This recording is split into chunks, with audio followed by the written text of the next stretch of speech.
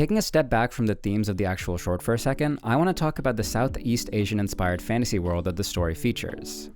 I really like seeing cultural influences in people's work, and getting to see a part of the world that's often overlooked be represented was a real treat. I got really hooked by the details that were featured in this short film, so I spent a while attempting to research what inspirations may have been used. And I think I found some really interesting things which I would like to share. If you guys have any alternate ideas of what inspired certain aspects of the show, I would love to hear them, especially if you're able to identify what cultures the elements of visual design are inspired by.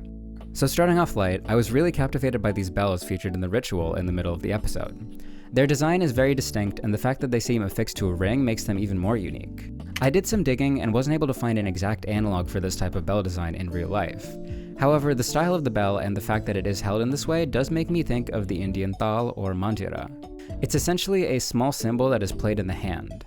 The way the bells fit together also seems reminiscent of China's cascading temple bells. In my opinion, these two influences together are possibly what inspired the design of these bells. Moving on to something a bit more plot relevant, I was really interested in the ceremony itself that takes place during the episode. From what the film seems to display, the ceremony takes place during a lunar eclipse, when one moon in the sky fully obscures the second. In the lead up to the day, the locals are seen giving offerings of rice and food at their doorstep, providing sustenance in some way to this dragon. In the ritual, the dragon, that seems to be either a deity or mythical creature, returns to the ground and molts its skin, appearing to bloom almost like a flower out of its old body.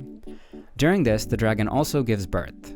It's unclear in the show if the dragon is supposed to survive this process or if this is a last life-giving act to sire successor.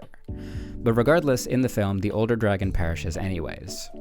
Now that's a lot to unpack, and I wasn't able to find any specific mythical inspirations for this entire story in my search, but I was able to pinpoint some possible influences which I think are interesting. Going from least to most important, the offering of rice and food seems to be a tradition that stems from many different South Asian cultures. It's a pretty consistent trend in most countries in this sphere to give some form of food like offering during ceremonies or certain days. These offerings can represent many things. They can be an attempt to placate an angry deity or as a token of respect and appreciation for the life we have.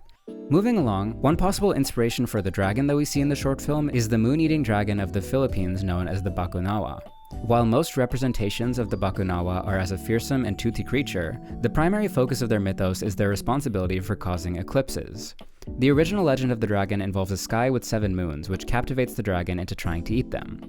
This relation to eclipses as well as their identity as a dragon is what leads me to think that it may have been a possible inspiration. I think this influence was possibly combined with a thigh representation of a dragon, which has the characteristic plumes of the dragon in Baan.